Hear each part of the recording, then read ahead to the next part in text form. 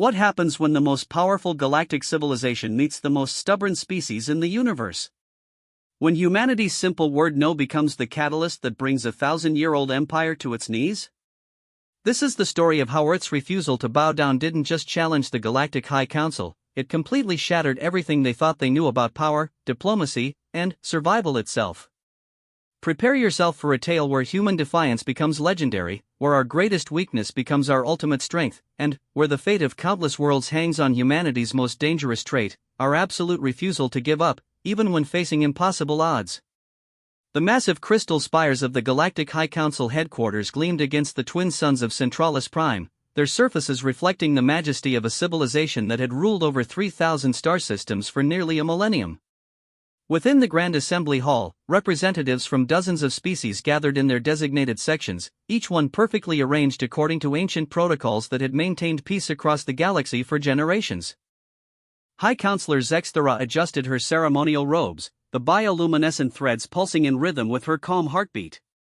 As the supreme leader of the council, she had overseen the integration of 17 species into their galactic community during her 2-century reign. Each integration had followed the same predictable pattern: initial contact, demonstration of council superiority, negotiation of surrender terms, and, finally, peaceful absorption into the greater galactic civilization. Today would be no different. Or so she believed. The human delegation sat in the center of the hall, a position traditionally reserved for species about to be formally inducted into council authority. There were only 5 of them, a remarkably small number compared to the usual dozens of representatives most species sent for such momentous occasions. They wore simple dark blue uniforms with minimal ornamentation, presenting a stark contrast to the elaborate ceremonial garments worn by every other delegation present. Ambassador Sarah Chen sat perfectly still, her dark eyes scanning the assembly with quiet intensity. Beside her, General Marcus Webb maintained a military bearing that spoke of decades of combat experience, while Dr. Elena Vesquez reviewed holographic data displays with scientific precision. The final 2 members, Commander Jake Morrison and Diplomat Lisa Park, completed what many council members privately considered the most unimpressive delegation in council history. "Such a small world," whispered Councillor Vorthak, his serpentine form coiled elegantly in his hoverchair. "Their entire planet contains fewer beings than some of our individual colonies. How did they even achieve interstellar travel?" The question rippled through various translation matrices, creating a subtle buzz of curiosity among the assembled representatives. It was indeed puzzling. Most species that reached the Council's attention had populations numbering in the hundreds of billions, vast industrial complexes spanning multiple continents, and technological achievements that demonstrated clear readiness for galactic citizenship. Humanity appeared to possess none of these qualifications. High Counselor Zexthera activated the central communication array, her voice resonating through the hall in dozens of languages simultaneously. "We welcome the representatives of the species that calls itself humanity. You have been brought before this council because your rapid technological advancement and recent achievement of faster-than-light travel has brought you to our attention." Ambassador Chen stood slowly, her movement drawing every eye in the vast chamber. "Thank you, High Counselor. We appreciate the opportunity to meet with the Galactic High Council and learn more about the greater galactic community. The procedure is quite straightforward," Zexthera continued, accessing the standard integration protocols that had been refined over centuries. "We will demonstrate the vast benefits of joining our galactic civilization. You will then formally request membership and agree to the standard terms of integration, which include technological sharing agreements, resource allocation protocols, and military service obligations." A strange silence fell over the human delegation. Ambassador Chen exchanged glances with her companions before responding. "We understand the process you've described, High Counselor. However, we'd like to hear more details about these obligations before making any commitments." The request was reasonable, even expected. Zexthera activated the holographic display systems, filling the air above the assembly with stunning visual representations of council achievements. Vast cities that spanned entire continents appeared in shimmering detail, their architecture a harmonious blend of form and function that spoke of advanced engineering and artistic sensibilities. Massive starships capable of carrying millions of beings between systems drifted through the display, their hulls gleaming with the perfection of centuries of technological refinement. The Council provides protection, prosperity, and purpose, Zexthera explained as the images shifted to show peaceful worlds where multiple species work together in apparent harmony. In exchange, member species contribute their unique abilities and resources to the greater good of galactic civilization. The humans watched the display with obvious interest, but their expressions remained neutral. Dr. Vasquez made notes on her portable device while General Webb observed the military vessels with professional attention to detail. Your species would be assigned roles based on your natural capabilities, continued Counselor Yix, her insectoid features clicking with enthusiasm. Humans appear to be reasonably intelligent and physically capable. We estimate you could provide adequate agricultural labor, basic manufacturing services, and perhaps some creative arts for the entertainment sectors. Commander Morrison leaned forward slightly. Agricultural labor? Of course. Your species shows promise in biological cultivation. Many council worlds require additional agricultural workers to maintain food production levels. Ambassador Chen's expression didn't change, but something subtle shifted in her posture. And if we were to decline this generous offer? The question sent a ripple of confusion through the assembly. In over 800 years of council expansion, no species had ever declined integration once they reached the stage of contact. The very concept seemed to puzzle many of the representatives present. High Counselor Zexthera accessed her cultural database, wondering if perhaps she had missed some crucial aspect of human psychology. I'm afraid I don't understand your meaning, Ambassador Chen. Decline? Refuse. Say no. Choose not to accept membership in your council.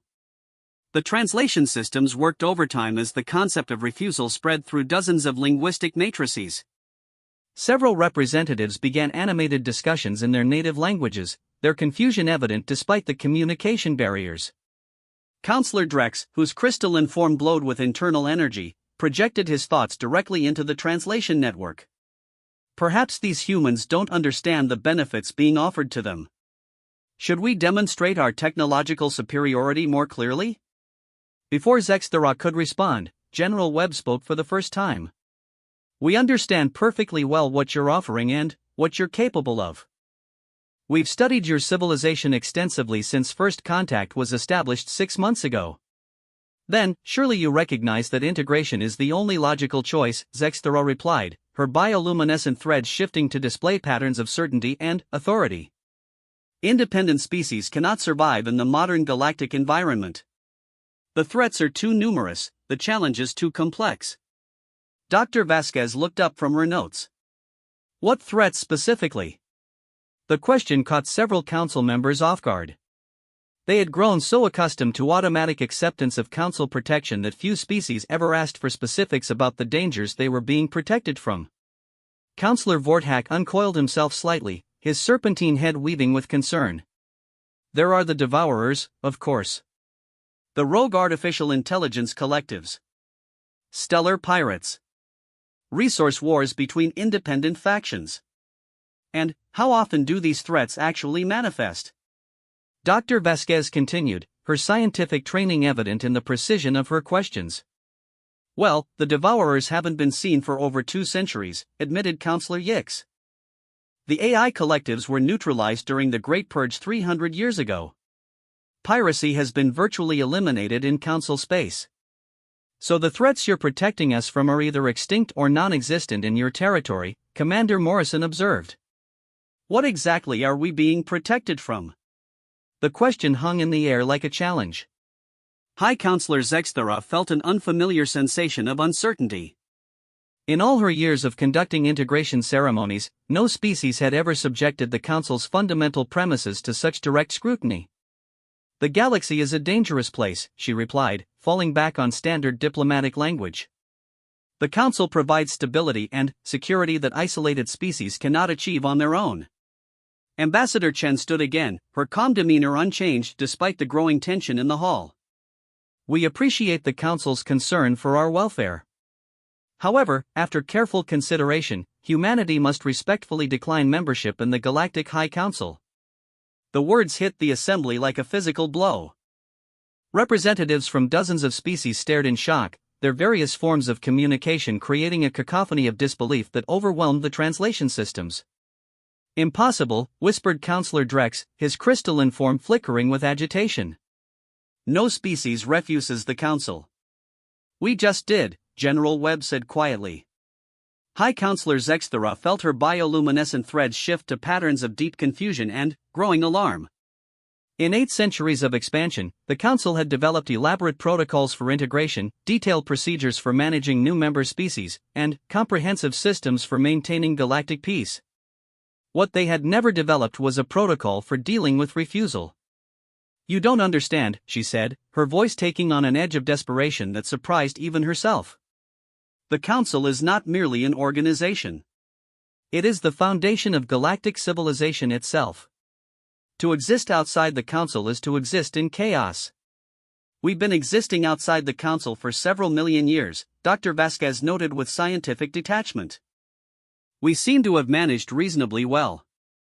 The simple logic of the statement was irrefutable, yet it undermined everything the Council had built its authority upon.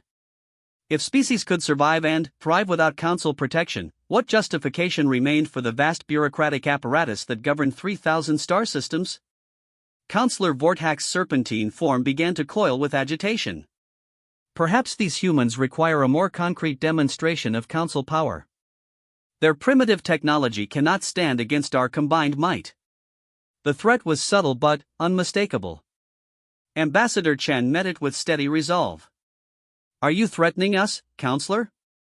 "The Council does not threaten," Zexthera said quickly, recognizing the dangerous territory they were entering. "We protect. Sometimes protection requires intervention." "Intervention against whom?" General Webb's military training was evident in his tactical assessment of the situation. "Against species that choose not to join your organization?" The question exposed the fundamental contradiction at the heart of Council policy. They claimed to offer protection, yet the only entities they ever needed to protect member species from were other members of the Council itself, or the Council's own enforcement actions against non-members. "This is unprecedented," muttered Counselor Yix, her insectoid features clicking with anxiety. "How can we proceed without established protocols?" The admission revealed more than perhaps any Council member intended. Their entire civilization was built upon predictable patterns, established procedures, and universal compliance. The concept of genuine choice had been eliminated so thoroughly from galactic society that they no longer possessed the intellectual frameworks necessary to process it. Ambassador Chen gathered her materials with calm efficiency. "High Counselor, we thank you for your time and for the opportunity to learn about Council civilization. However, our answer remains unchanged. Humanity chooses to remain independent." "You cannot simply leave," Zexthera protested, her authority slipping with each passing moment. "The integration process has begun. Protocols must be followed." "Your protocols," Dr. Vasquez observed, "appear to assume compliance. What happens when someone doesn't comply?" The question struck at the very heart of Council power. For 8 centuries, they had ruled through the assumption of inevitable surrender. Every species they encountered was expected to recognize Council superiority and submit to integration. The possibility of refusal had been so thoroughly eliminated from their worldview that they possessed no mechanisms for dealing with it. General Webb stood slowly, his movement suggesting military readiness without overt aggression. "We came here in good faith to learn about your civilization and to establish diplomatic contact. We've heard your offer and we've declined it respectfully. Now we're going home." "Home to what?" Counselor Drex's crystalline form pulsed with frustrated energy. "Your primitive world cannot provide the benefits of Council membership. You will regret this decision." Commander Morrison spoke for the first time since the formal presentations had begun. "Maybe we will. But it'll be our regret to live with." The simple statement carried implications that rippled through the assembly like shock waves. The humans were claiming something that no species had possessed for centuries: the right to make their own mistakes, to chart their own course, to succeed or fail based on their own choices rather than Council direction. As the human delegation prepared to leave, High Counselor Zexthera felt the foundation of her worldview beginning to crack. Everything the Council represented, order, stability, universal compliance, was being challenged by 5 beings from a small world on the galaxy's rim. "Wait," she called out, her bioluminescent threads shifting to patterns of desperate urgency. "Perhaps we can modify the standard terms. Negotiate alternative arrangements." Ambassador Chen paused at the entrance to the assembly hall. "We're not negotiating, High Counselor. We're declining. Those are two different things." As the human delegation left the chamber, the assembled representatives sat in stunned silence. For the first time in 8 centuries, the Galactic High Council had encountered something they had no protocol for managing: a species that simply said no and meant it. The implications would prove to be far more catastrophic than anyone in that chamber could have possibly imagined. 3 weeks after the human delegation's departure, the Galactic High Council found itself facing something it had never encountered in 8 centuries of expansion: doubt. The council chambers buzzed with heated discussions that would have been unthinkable just a month earlier, as representatives from dozens of species struggled to process the implications of humanity's simple refusal. High Counselor Zexthera stared at the reports flooding her communication array, each one more troubling than the last. What had begun as isolated questions about human independence was rapidly spreading throughout council space, creating ripples of uncertainty that threatened the very foundation of galactic civilization. The Ketheri delegation has submitted a formal inquiry about the legal basis for mandatory integration, announced her aide, a nervous young Zilani whose crystalline skin flickered with anxiety. They want to review the original treaties that established council authority over new species. Zexthera's bioluminescent threads dimmed with concern. The Ketheri had been model council members for over 3 centuries, their aquatic cities contributing significantly to council food production. If they were questioning integration protocols, the implications were staggering. What prompted their inquiry, she asked, though she already suspected the answer. They received detailed reports about the human delegation's visit from their representative who attended the integration ceremony. Apparently, the humans' questions about threat assessment and protection requirements have resonated with certain segments of Ketheri leadership. The situation was deteriorating faster than anyone had anticipated. Counselor Drex materialized in the chamber, his crystalline form pulsing with agitated energy patterns. "High Counselor, we have a crisis developing in Sector 7. The Moravec colonies are refusing to increase their mineral extraction quotas." "On what grounds?" "They're demanding to see the original agreements their species signed when they joined the Council 400 years ago. They claim they want to verify whether the current quotas exceed what was initially agreed to." Zexthera felt a chill run through her elongated form. Original integration agreements were stored in the deep archives, rarely accessed except for historical research. Most member species had long forgotten the specific terms of their joining, accepting current obligations as simply the way things had always been. But the humans' questions had apparently reminded them that things hadn't always been this way. Counselor Vorthak slithered into the chamber, his serpentine movements more agitated than usual. "The situation is spreading. I've received reports from 6 different sectors about species requesting historical documentation, questioning resource allocation formulas, and demanding explanations for policies they've followed without question for centuries." "This cannot continue," Drex declared, his crystalline form brightening with determination. "We must demonstrate the consequences of defying council authority. The humans must be brought back for formal integration, by force if necessary." The suggestion sent uncomfortable vibrations through the chamber. The council had always prided itself on ruling through demonstrated superiority rather than naked force, though the threat of overwhelming military power had always lurked beneath the surface of every integration negotiation. Military action against the humans might prove more complicated than anticipated, Vorthak observed, accessing tactical reports on his personal display. "Our intelligence analysis of their technology has revealed several surprising capabilities." "Impossible," Drex responded immediately. "They're a primitive species from a single world. What possible threat could they pose to council forces?" Vorthak's serpentine head weaved with uncertainty as he reviewed the data. "Their faster-than-light technology operates on principles we don't fully understand. Our scientists have analyzed the sensor readings from their departure, and the energy signatures suggest propulsion systems that might be more advanced than our own." "Might be?" The readings don't match any known FTL technology in Council databases. Either they've developed something entirely revolutionary, or they're using principles of physics we haven't discovered yet. The implications sent ripples of unease through the assembly. The Council's authority was built upon technological superiority. If a primitive species had somehow developed advanced technology independently, it called into question everything they believed about their own supremacy. Dr. Yix entered the chamber, her insectoid features clicking with obvious distress. High Counselor, I've been analyzing the human delegation's questions and behavior patterns. Their inquiries weren't random curiosity, they were following a systematic intelligence gathering protocol. What do you mean? Every question they asked was designed to reveal specific information about Council structure, authority, and operational methods. They weren't trying to understand our offer, they were conducting a comprehensive analysis of our entire civilization. Zexthera's bioluminescent threads shifted to patterns of growing alarm. Are you suggesting they were spying on us? I'm suggesting they were evaluating us, Yix corrected. The way predators evaluate prey, or the way military strategists evaluate potential opponents. The words hung in the air like a toxic cloud.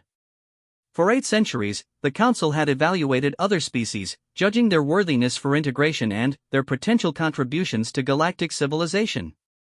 The idea that they might themselves be the subject of evaluation by a primitive species from the galactic rim was almost incomprehensible.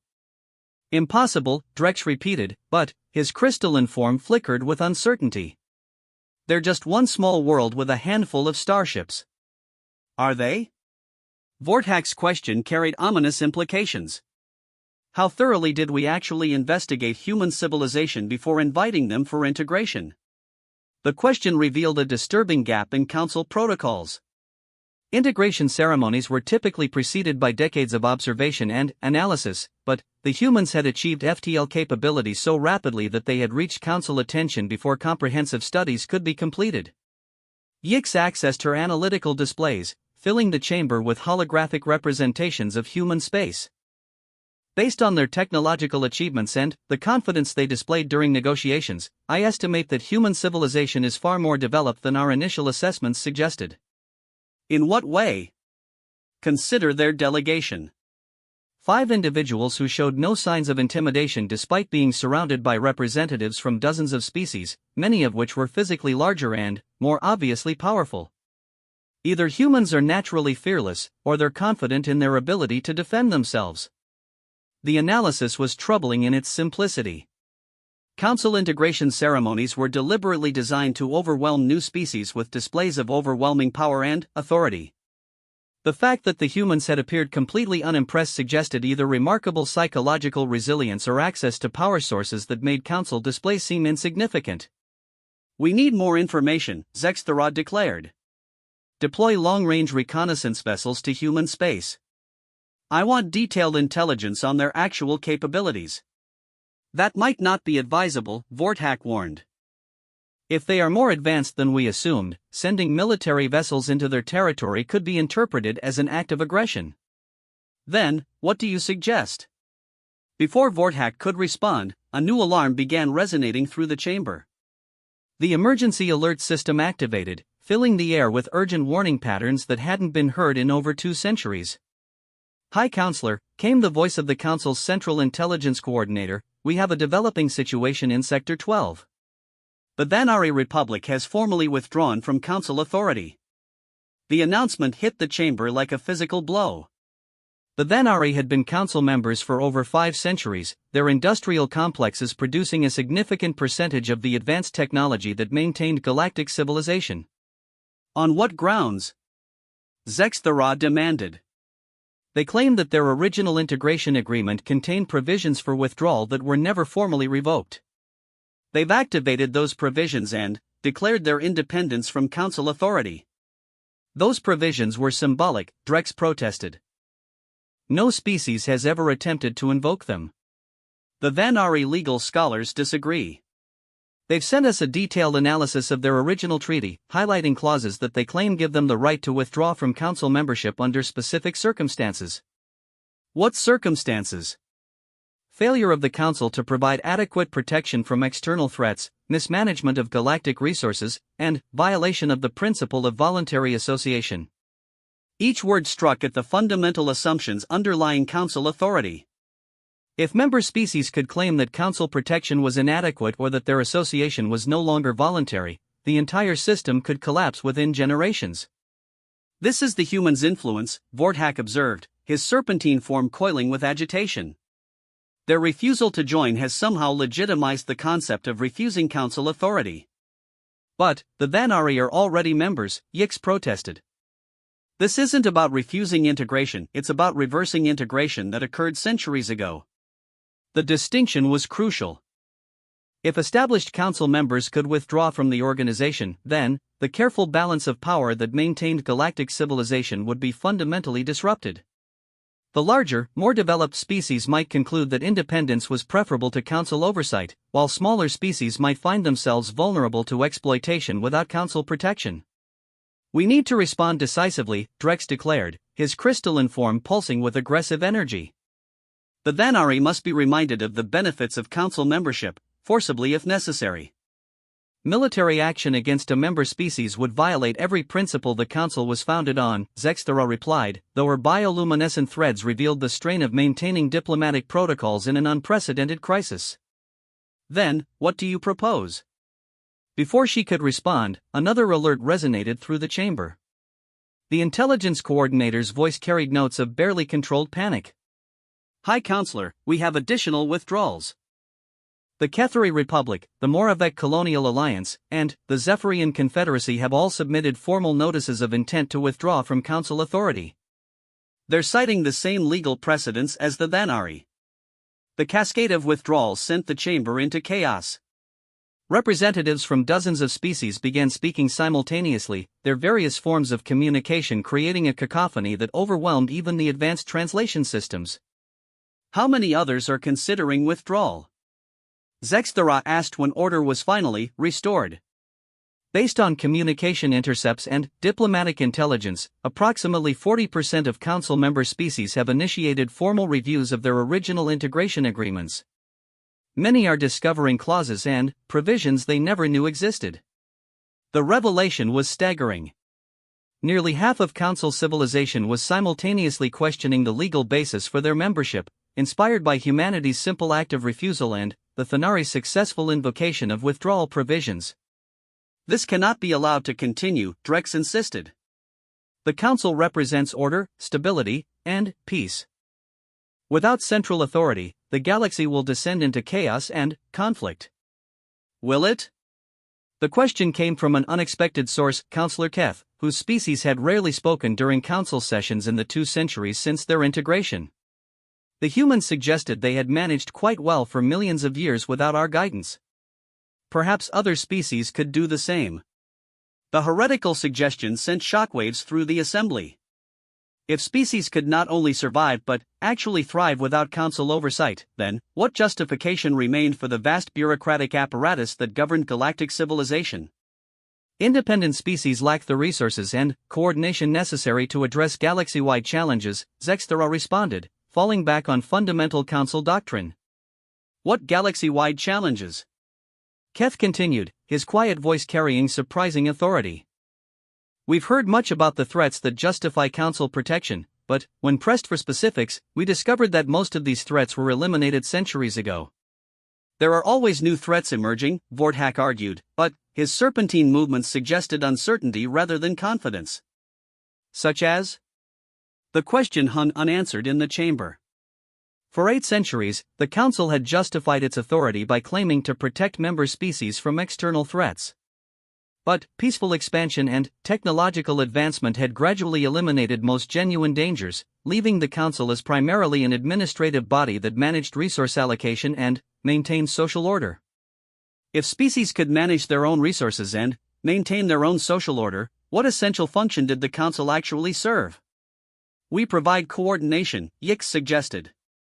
"Interspecies cooperation on a galactic scale. Cooperation that member species are increasingly questioning," Keth observed. "If 40% of our members are reviewing their agreements, perhaps the cooperation isn't as beneficial as we've assumed." The discussion was interrupted by yet another emergency alert. The intelligence coordinator's voice now carried unmistakable notes of desperation. High Counselor, we have a critical development. The humans have made contact with the Vanari Republic. They're apparently sharing technological and strategic information. The news sent the chamber into stunned silence. If humanity was actively supporting species withdrawing from Council authority, then, the crisis was no longer about one small world's refusal to join, it was about the systematic dismantling of galactic civilization itself. What kind of information are they sharing? Zexthara demanded. Unknown. The communications are encrypted using methods we cannot decode. But, long-range sensors have detected human vessels in Vanari space, and Vanari industrial output has increased significantly since the contact was established. The implications were clear and terrifying. Not only were the humans refusing to submit to Council authority, they were actively assisting other species in resisting that authority as well. What had begun as a simple integration ceremony had somehow evolved into an existential threat to everything the Council represented. As emergency sessions were called and crisis protocols activated, High Counselor Zexthara stared at the holographic displays showing the spreading chaos across Council space. In just 3 weeks, humanity's simple refusal had triggered the greatest crisis in galactic history.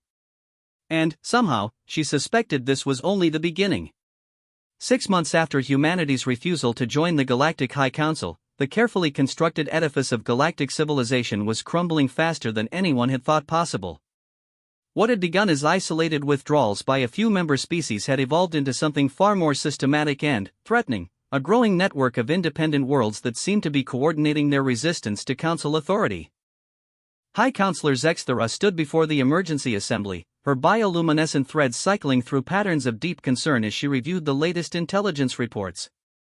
The situation had deteriorated beyond her worst projections, and traditional Council responses seemed inadequate to address the spreading crisis. The network now encompasses 73 former Council worlds across 12 sectors, she announced to the assembled representatives, many of whom were struggling to maintain their composure as their own home systems teetered on the edge of withdrawal. Intelligence suggests that human advisors are present on at least 40 of these worlds, providing technological and strategic support for independence movements. Counselor Drex's crystalline form pulsed with frustrated energy. How is this possible? They're just one species from one small world. How can they coordinate resistance across such vast distances? The question had puzzled Council analysts for weeks. Traditional galactic communication systems relied on Council infrastructure, making large-scale coordination by independent species theoretically impossible. Yet somehow, the human-led resistance network was demonstrating communication capabilities that rivaled or exceeded Council systems. Our technical analysis suggests they're using quantum entanglement communication methods we didn't know were possible, reported Dr. Yix, her insectoid features clicking with scientific fascination despite the crisis. Their messages arrive instantaneously across galactic distances without using any known relay networks. Impossible, Vorthak hissed, his serpentine form coiling with agitation. Quantum entanglement communication is theoretical at best. No species has ever developed practical applications. The humans apparently have, Yix replied grimly. Furthermore, they're sharing this technology with species that withdraw from Council authority. The Vanari Republic now possesses instantaneous communication capabilities across their entire colonial network. The implications were staggering.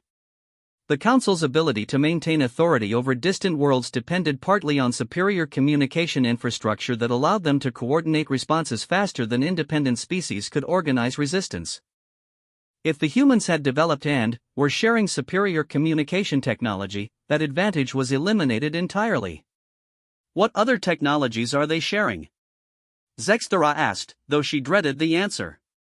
Yix activated her holographic displays, showing technical analyses that had been compiled from intelligence operations across the growing resistance network. Manufacturing techniques that increase industrial efficiency by 30 to 40%. Agricultural methods that boost food production while reducing resource requirements. Energy systems that appear to be entirely self-sustaining. Self-sustaining how? We're not certain. The energy signatures don't match any known power generation methods. They seem to be drawing energy from some source we haven't identified, possibly from space itself. The scientific implications were almost as disturbing as the political ones. If humanity possessed energy technologies that could provide unlimited power without resource requirements, they could support industrial development on a scale that would make Council resource management systems obsolete. There's more, Yix continued reluctantly. Medical technologies that extend lifespans significantly beyond what we thought possible. Educational systems that accelerate learning and skill development. Even terraforming techniques that can make hostile worlds habitable in decades rather than centuries. Each revelation struck at a fundamental pillar of Council authority. The organization had maintained power by controlling access to advanced technologies, ensuring that member species remained dependent on Council infrastructure and expertise. If humans were freely sharing superior technologies with anyone who chose independence, that control was evaporating rapidly. Councillor Keth, whose quiet observations had become increasingly influential as the crisis deepened, spoke from his position near the chamber's edge. Perhaps we should consider why these species are choosing independence despite the benefits of Council membership. They're being deceived by human propaganda, Drex declared immediately. They don't understand the long-term consequences of abandoning galactic civilization. Do they? Ketha's question was deceptively simple. Have we asked them? The suggestion was so radical that it took several moments for its implications to register. The Council had never conducted systematic surveys of member satisfaction or investigated the motivations behind independence movements. The very concept of questioning member species about their happiness with Council policies was foreign to their administrative philosophy. We don't need to ask, Vorthak protested. We know what's best for galactic civilization. Do we? Keth continued persistently. If 73 worlds have chosen independence despite the potential risks, perhaps they know something about their own needs that we don't. Before the debate could continue, emergency alerts began resonating through the chamber once again. The intelligence coordinator's voice carried notes of barely controlled panic that had become disturbingly familiar. High Counselor, we have a developing situation in the core sectors. The Alderian Commonwealth has not only declared independence but has issued a formal statement explaining their decision. What kind of statement? A comprehensive analysis of Council policies over the past 3 centuries, with detailed documentation of resource extraction rates, technological sharing agreements, and administrative overhead costs. The words sent chills through the assembly. The Alderian Commonwealth represented one of the Council's oldest and most trusted members, their vast industrial complexes providing nearly 15% of Council manufacturing capacity. If they had conducted a detailed analysis of their relationship with the Council, the results could be devastating. What were their conclusions? Zexthera asked, though she suspected she didn't want to know. They claimed that Council membership costs them approximately 40% of their total economic output, while providing benefits that they could achieve independently at a fraction of the cost. That's impossible, Drex protested. Council infrastructure provides services that independent species cannot replicate. The Alderians disagree. They've documented alternatives for every Council service, many of them apparently provided by human technology transfers. The systematic nature of the Alderian analysis was deeply troubling. This wasn't an emotional decision based on abstract concepts of freedom, it was a calculated economic assessment that concluded independence was more beneficial than Council membership. Are other species conducting similar analyses? Zexthera asked. Intelligence suggests that at least 20 additional member species have initiated comprehensive reviews of their Council relationships. The humans appear to be providing analytical frameworks and economic modeling systems to assist in these evaluations. The revelation painted a clear picture of humanity's strategy. Rather than simply encouraging species to rebel against Council authority, they were providing the tools and information necessary for informed decision-making about the costs and benefits of Council membership. This is systematic subversion, Vorthak declared, his serpentine form coiling with aggressive energy. The humans are deliberately undermining galactic civilization. Are they? Ketha's quiet question cut through the heated rhetoric. Or are they simply providing information that allows species to make informed choices about their own governance? The distinction is irrelevant, Drex insisted. The result is the same, the collapse of everything we've built over 8 centuries. Perhaps, Keth acknowledged. But, if our system cannot survive informed scrutiny, perhaps it deserves to collapse. The heretical statement sent shockwaves through the assembly. For a council member to suggest that their entire civilization might be fundamentally flawed was unprecedented and deeply disturbing. Before anyone could respond, another emergency alert interrupted the debate. This time, the intelligence coordinator's voice carried a note of confusion that was almost more troubling than panic. High Counselor, we're receiving a transmission from Earth. The humans want to schedule a diplomatic meeting. About what? They're not specific.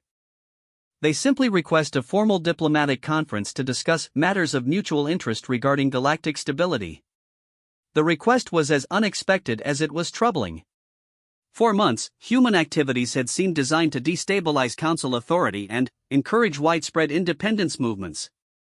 The sudden shift to diplomatic engagement suggested either a change in human strategy or the emergence of complications that even they hadn't anticipated. It could be a trap, Vortak warned. The humans have demonstrated remarkable strategic sophistication. This could be an attempt to lure Council leadership into a vulnerable position. Or it could be genuine, Keth observed. Perhaps they've achieved their objectives and are ready to negotiate a new arrangement. What objectives? Drex demanded. What could humans possibly hope to achieve through the systematic destruction of galactic civilization?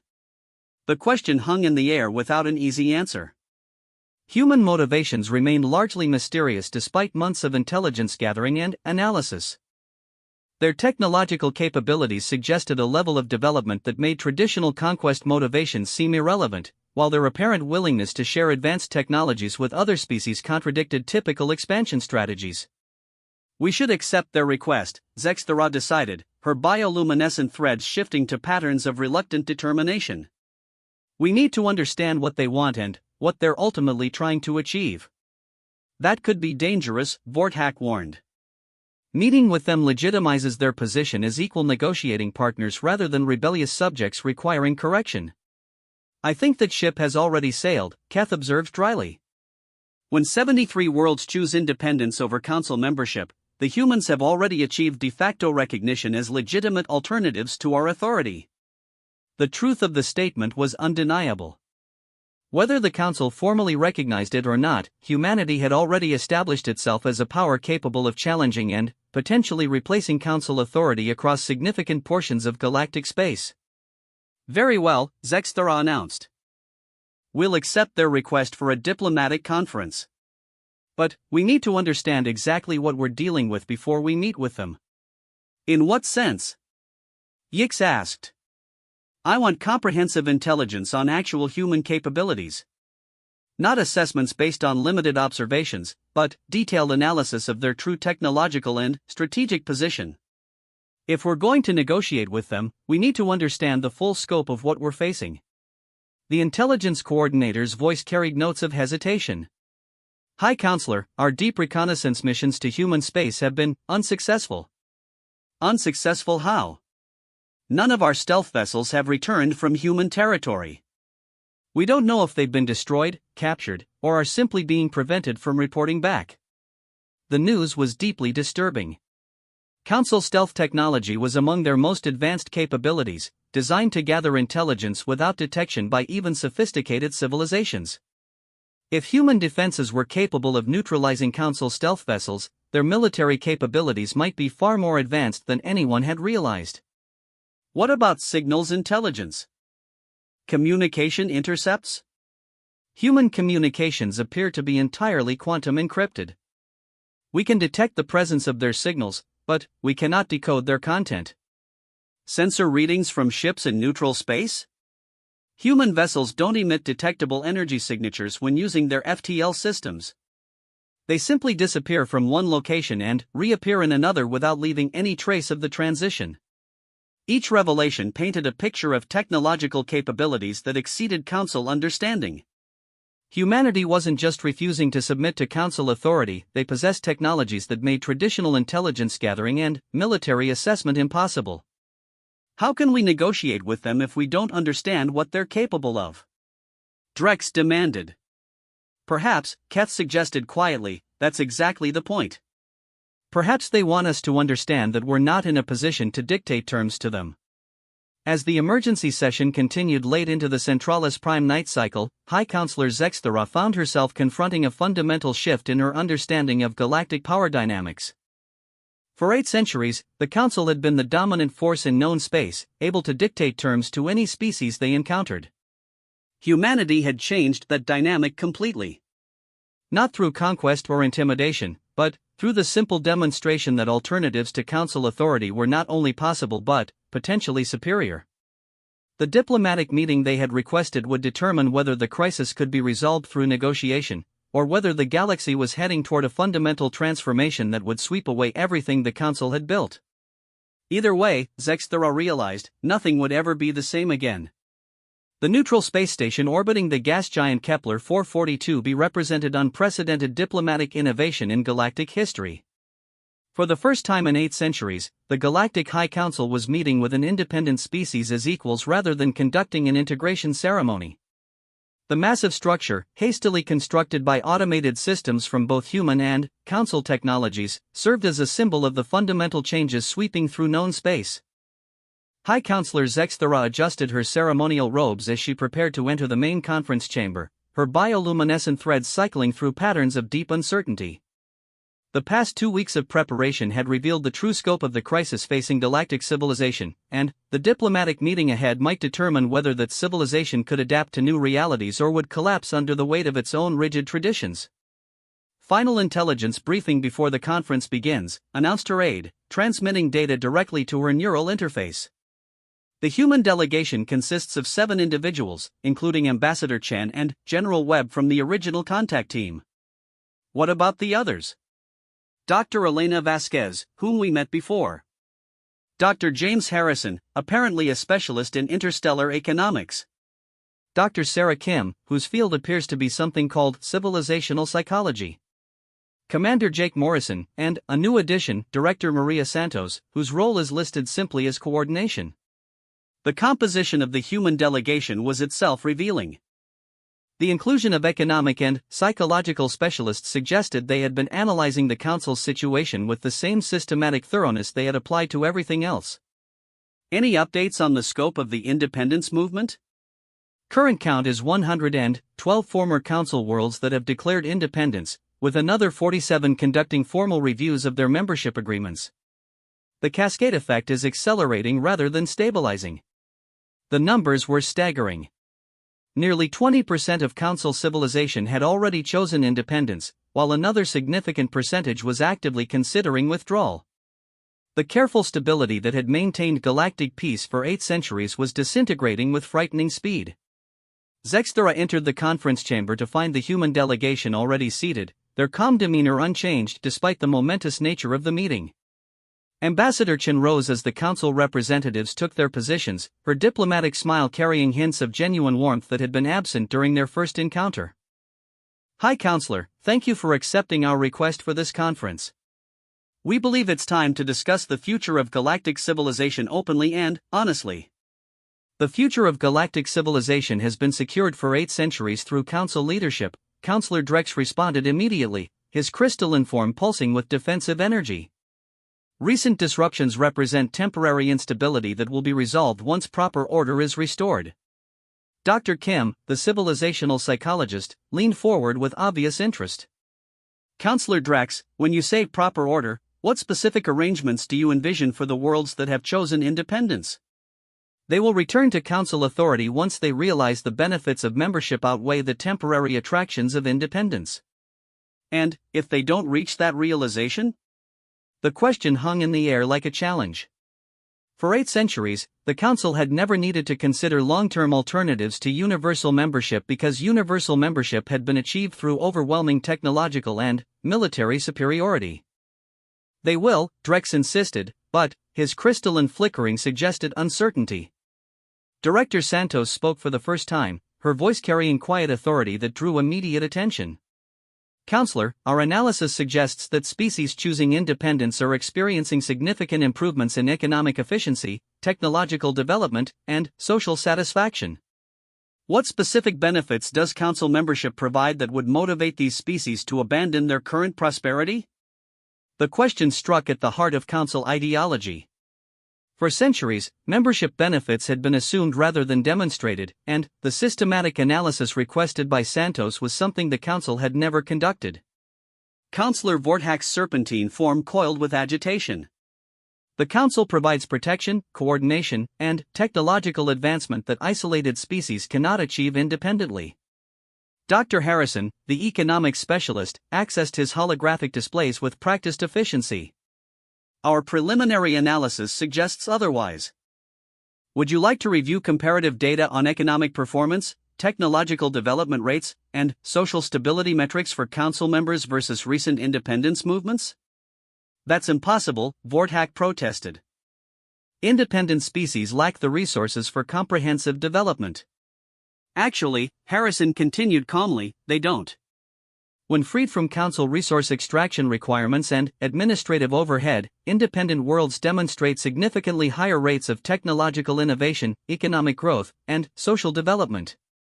The data displays filled the space between the two delegations with charts and analytical models that painted a disturbing picture from the council's perspective. Independent worlds weren't struggling without council support, they were thriving. Your data must be flawed, Drex declared. Council systems have been refined over centuries to optimize galactic civilization. Optimized for what? Dr. Kim asked with scientific curiosity. Our psychological analysis suggests that council systems are optimized for maintaining central control rather than maximizing member welfare or development. The accusation was delivered without hostility, but its implications were devastating. If council policies were designed primarily to maintain council power rather than benefit member species, then the fundamental justification for their authority was undermined entirely. High Councillor Zexthara decided to take control of the increasingly uncomfortable conversation. What exactly are you proposing, Ambassador Chen? What outcome do you envision for this conference? Chen's expression became more serious, her diplomatic demeanor shifting to something that suggested deeper strategic thinking. We propose a fundamental restructuring of galactic civilization based on voluntary cooperation rather than mandatory integration. Meaning what specifically? Director Santos activated her own holographic displays, showing organizational charts that represented entirely new approaches to interstellar governance. The establishment of a galactic cooperation network, a voluntary association of independent worlds that share technology, coordinate resource distribution, and provide mutual defense without central authority or mandatory compliance.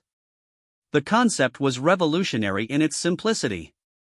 Rather than a hierarchical system with the council at the apex, Santos was proposing a distributed network where each world maintains sovereignty while participating in voluntary cooperation agreements. Impossible, Vortak declared immediately. Without central authority, such a system would collapse into chaos and conflict within generations. Would it? Dr. Vasquez asked, accessing scientific data with obvious enthusiasm. Our modeling suggests the opposite. Voluntary cooperation systems demonstrate greater stability and resilience than hierarchical authority structures. Your modeling is based on theoretical assumptions, Drex protested. Actually, it's based on empirical data from the 112 worlds that have already achieved independence. Their cooperation networks are demonstrating remarkable efficiency and stability. The revelation was stunning. The humans hadn't just been encouraging independence movements, they had been systematically documenting the results and using the data to develop alternative organizational models for galactic civilization. Councillor Keth, whose quiet observations had become increasingly influential, spoke from his position at the edge of the council delegation. What evidence do we have that central authority is actually necessary for galactic stability? The question caught his colleagues off guard. The necessity of council authority had been assumed for so long that no one had ever seriously examined the empirical basis for that assumption. 8 centuries of galactic peace, Zexthara replied, falling back on council's most fundamental claim to legitimacy. Peace maintained through the elimination of alternatives to council authority, Dr. Kim observed. But what happens when genuine alternatives emerge? Are we seeing peace maintained through superior governance, or peace ending because alternatives have become available? The psychological insight was uncomfortably accurate. The recent independence movements had revealed that council peace might have been more accurately described as council control, maintained through the absence of viable alternatives rather than through superior service to member species. "You're proposing the dissolution of galactic civilization," Vortak accused, his serpentine movements becoming increasingly agitated. "We're proposing the evolution of galactic civilization," Ambassador Chen corrected. "The transformation from a hierarchical empire to a cooperative network. The same outcome: chaos and conflict." Commander Morrison spoke for the first time since introductions had been completed. "Counselor, with respect, you keep predicting chaos and conflict, but the evidence suggests otherwise. Independent worlds are cooperating effectively, sharing resources voluntarily, and resolving disputes through negotiation rather than central authority." "For now," Drex insisted. "But, without overriding power to enforce cooperation, conflicts will inevitably emerge." Dr. Harrison accessed additional economic data. "Actually, our analysis suggests that voluntary cooperation is more effective at preventing conflicts than imposed authority. When species benefit from cooperation, they have strong incentives to maintain peaceful relationships. When cooperation is imposed through central authority, resentment builds until it explodes into rebellion." The economic analysis was supported by current events in disturbing ways. The independence movements hadn't emerged because council authority had weakened, they had emerged because alternatives had become available that offered superior benefits. "What you're describing isn't governance," Zexthara protested. "It's anarchy with a pleasant name." Director Santos smiled for the first time during the conference. "Hi Counselor, what we're describing is democracy. Voluntary association based on mutual benefit rather than imposed authority." "Democracy?" Vortak's serpentine form recoiled as if from a physical threat. "Democracy is chaos. Individual species making decisions based on limited information and self-interest rather than galactic optimization." "Is it?" Dr. Kim asked with genuine curiosity. "Our civilizational analysis suggests that democratic systems consistently outperform authoritarian systems in terms of innovation, prosperity, and long-term stability. That may be true for individual worlds, but galactic civilization requires coordination on scales that democratic systems cannot manage." "Why?" The simple question from Ambassador Chen cut through complex theoretical arguments with startling directness. Because. Vortak struggled to articulate assumptions that had never been seriously examined. "Because coordination requires authority." "Does it?" Director Santos displayed network diagrams showing the communication and coordination patterns emerging among independent worlds. These species are coordinating effectively across galactic distances without central authority.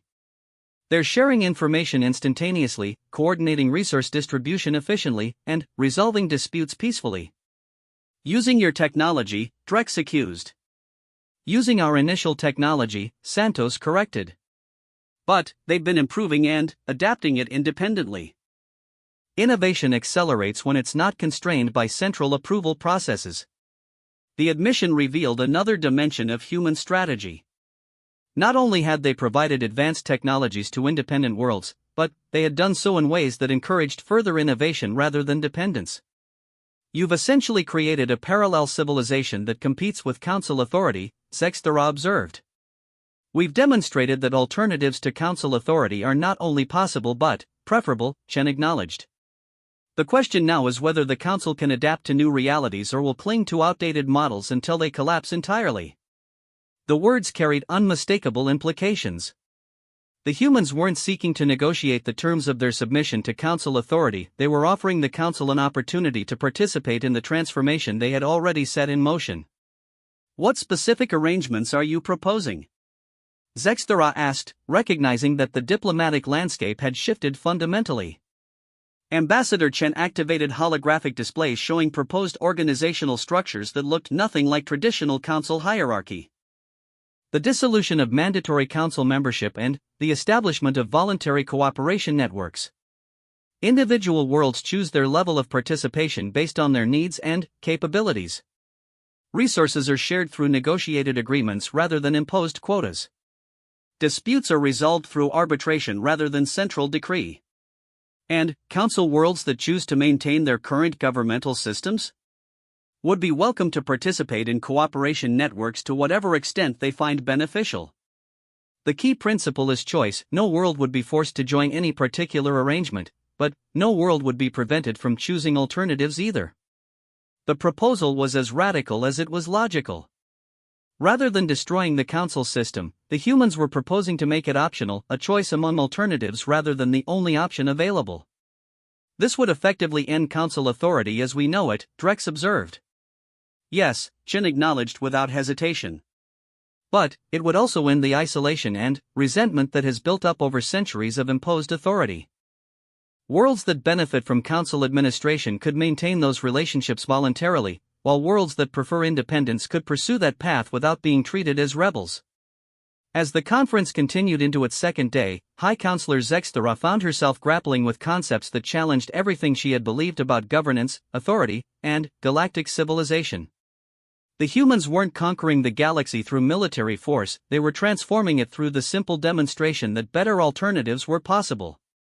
The question was no longer whether the Council could force compliance from rebellious species, but whether it could evolve quickly enough to remain relevant in a galaxy where species had genuine choices about their governance. 1 year after the first diplomatic conference between humanity and the Galactic High Council, the galaxy had been transformed beyond recognition. The rigid hierarchy that had maintained order for 8 centuries had been replaced by something unprecedented in galactic history, a truly voluntary civilization based on choice, cooperation, and mutual benefit rather than imposed authority. High Counselor Zexthera stood in what had once been the supreme command chamber of Council headquarters, but which now served as the coordination center for the Galactic Cooperation Network. Her bioluminescent threads pulsed with patterns of cautious optimism as she reviewed the transformation reports that had become routine over the past months. Network status report, she requested from the Central Information System, which had been completely redesigned using human quantum communication technology. Current network participation, 437 worlds across 18 sectors, the system responded with instantaneous data access that still amazed her. Active cooperation agreements, 2,412. Dispute resolution cases processed this month, 7, all resolved through voluntary arbitration. Economic efficiency improvement over previous council administration, 42%. The numbers told a story that would have been impossible to imagine just 2 years earlier. Not only had the voluntary cooperation network avoided the chaos and conflict that traditional council doctrine predicted, but it had achieved levels of efficiency and prosperity that surpassed anything accomplished under central authority. Ambassador Chen entered the coordination center, her presence now a familiar and welcome sight rather than the threat it had once represented. Over the past year, she had become something unique in galactic history, a diplomatic coordinator without governmental authority, facilitating cooperation through persuasion and mutual benefit rather than commands and compliance. Good morning, Coordinator Zexthera, Chen said, using the new title that reflected the transformed nature of galactic leadership. I have the quarterly innovation report if you're ready to review it. The title still felt strange to Zexthera, but it accurately reflected her new role. Rather than commanding obedience from subordinate species, she now facilitated coordination among voluntary partners, each of whom maintained complete sovereignty over their internal affairs. Please proceed. Chen activated holographic displays showing technological development statistics that would have seemed impossible under the old council system. Breakthrough innovations this quarter, 67, up from 43 in the previous quarter. Technology sharing agreements, 128 new protocols added to the network database. Cross-species research collaborations, 94 active projects. These numbers exceed anything we achieved under council administration, Zexthera observed, though she was no longer surprised by such reports.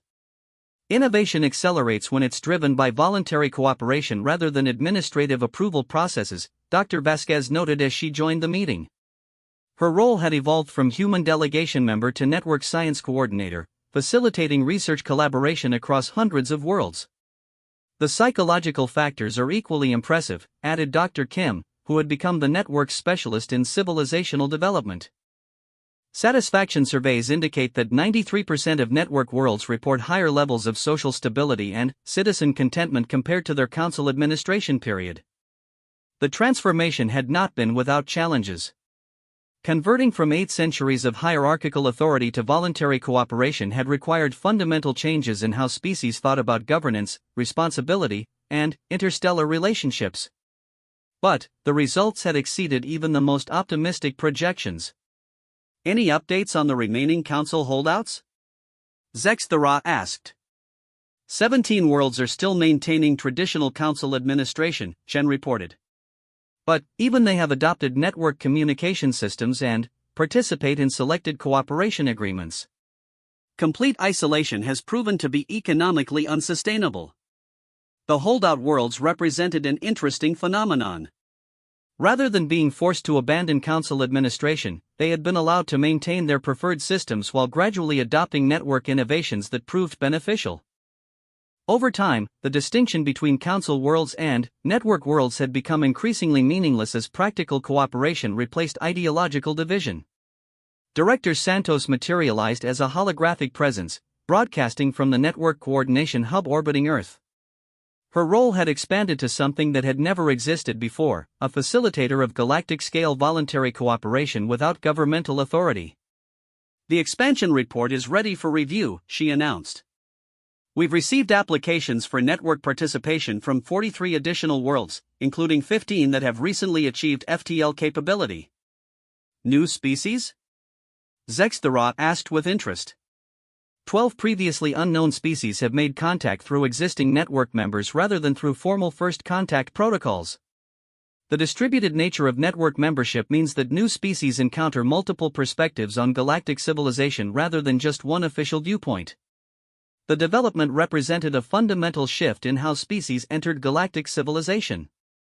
Rather than being evaluated by council representatives and assigned integration roles, new species learned about galactic society through multiple contacts and chose their own level of participation based on their needs and capabilities. How are they adapting to voluntary association concepts? Remarkably well. Species that encounter the network first don't have preconceptions about mandatory authority systems. They see voluntary cooperation as the natural way galactic civilization operates. The observation highlighted one of the most significant changes in galactic society. New species entering the network didn't need to be convinced to abandon independence in favor of central authority. They were offered partnership opportunities that enhanced their independence while providing access to galactic civilization. Dr. Harrison joined the meeting as a holographic presence from the Economic Analysis Center that had been established on the former Thanari homeworld. His transformation from delegation member to network economic coordinator illustrated how expertise had replaced authority as the basis for galactic leadership. The quarterly economic analysis is complete, he announced. Network-wide economic growth continues at 12% annually, with resource efficiency improvements of 8%. Most significantly, economic inequality between worlds has decreased by 37%. The economic transformation had been perhaps the most dramatic change in galactic civilization. Under council administration, resource extraction requirements had created vast disparities between worlds, with some serving primarily as suppliers for others. The network's voluntary cooperation model had eliminated extraction quotas in favor of negotiated exchanges that benefited all participants. What about defense coordination? Zexthara asked, addressing what had been the Council's primary justification for central authority. Commander Morrison appeared as another holographic presence, broadcasting from the Network Defense Coordination Center. His role had evolved from military representative to coordinator of voluntary mutual defense agreements. Defense cooperation continues to exceed Council-era effectiveness, he reported. Response time to emergency requests has improved by 60% through distributed coordination rather than centralized command structures. Member worlds contribute defense resources voluntarily based on capability and proximity rather than mandatory quotas. The defense transformation had been particularly surprising. Traditional military doctrine suggested that distributed command would lead to confusion and inefficiency, but the network's voluntary cooperation model had produced faster, more flexible responses to threats and emergencies. Any actual threats requiring defense response? 3 natural disaster relief operations, 2 search and rescue missions for missing vessels, and 1 diplomatic intervention to prevent a resource conflict between newly contacted species. No military threats from hostile forces. The absence of military conflicts had been one of the most striking aspects of the network's first year. Critics had predicted that the elimination of central authority would lead to wars between worlds, but the voluntary cooperation model had actually reduced conflicts by eliminating the resentments that built up under imposed authority. Counselor Keth materialized in the Coordination Center, one of the few original council members who had adapted successfully to the new paradigm. His transformation from quiet observer to active network coordinator had surprised many, but his philosophical flexibility had proven valuable in facilitating the transition. "The philosophical analysis report is ready," he announced. 1 year of voluntary cooperation has generated several unexpected insights about the nature of galactic civilization. Such as, authority and order are not synonymous. Voluntary cooperation can produce higher levels of organization and stability than imposed hierarchy. Choice enhances commitment rather than undermining it. Species that choose their associations are more willing to work through difficulties and contribute to collective welfare. Each insight challenged fundamental assumptions that had guided galactic civilization for centuries. The network's success had demonstrated that many traditional concepts about governance and authority were not universal truths but cultural preferences that had been mistaken for natural laws. Perhaps most significantly, Keth continued, diversity of approaches produces better outcomes than standardization. Rather than requiring all worlds to follow identical administrative systems, the network's diversity of governmental approaches has generated innovations and solutions that no single system could have developed. The diversity principle had become one of the network's most powerful advantages. Rather than eliminating differences between species in favor of uniform procedures, the network encouraged experimentation and variation, leading to rapid development of new approaches to persistent challenges. As the coordination meeting continued, Zexthera reflected on the transformation that had reshaped not just galactic civilization but her own understanding of leadership and authority. The Council had operated on the assumption that order required control, that peace required uniformity, and that progress required central direction. The network had proven all of these assumptions wrong. "Final question," she said as the meeting drew to a close. "Long-term projections for network development?" Director Santos smiled with the quiet confidence that had become characteristic of network coordinators. "All modeling suggests continued expansion and development. We're receiving interest from species in neighboring galaxies who have heard about voluntary cooperation alternatives to traditional imperial models. The network may become a truly intergalactic phenomenon." The possibility was both exciting and daunting. The principles that had transformed galactic civilization might soon reshape civilization on even larger scales, carrying the human innovation of voluntary cooperation to corners of the universe that had never imagined such alternatives were possible. As the meeting concluded and the various coordinators returned to their work, Zexthera remained in the coordination center, contemplating the view of Centralis Prime through the massive observation windows. The planet looked the same as it had during Council administration, but everything else had been fundamentally transformed. The humans had accomplished something that no species in galactic history had achieved. They had refused to submit to existing authority and had successfully created superior alternatives that others chose to adopt voluntarily. Their simple no to Council integration had cascaded into a complete transformation of galactic civilization. But, perhaps most remarkably, they had accomplished this transformation without conquest, without destruction, and without eliminating the choices available to species that preferred alternative arrangements. The Council still existed for worlds that wanted hierarchical administration, but it now operated alongside other options rather than as the only option available. In creating a galaxy where species could choose their own paths to prosperity and cooperation, humanity had not only refused to be absorbed into existing civilization, they had created a new form of civilization entirely, one based on the radical principle that voluntary association produced better outcomes than imposed authority. As she watched ships from dozens of species traveling freely between worlds, carrying goods and ideas and innovations developed through voluntary cooperation, Zexthera realized that humanity's greatest contribution to galactic civilization had not been their advanced technology or their strategic thinking. It had been their simple insistence that everyone deserved the right to choose their own destiny. And that choice, multiplied across hundreds of worlds and thousands of species, had created something unprecedented in the history of galactic civilization, a truly free galaxy where cooperation was offered rather than imposed, where diversity was celebrated rather than eliminated, and where the word no was respected as the foundation of genuine yes. The Galactic High Council had indeed fallen into crisis when humans refused to negotiate.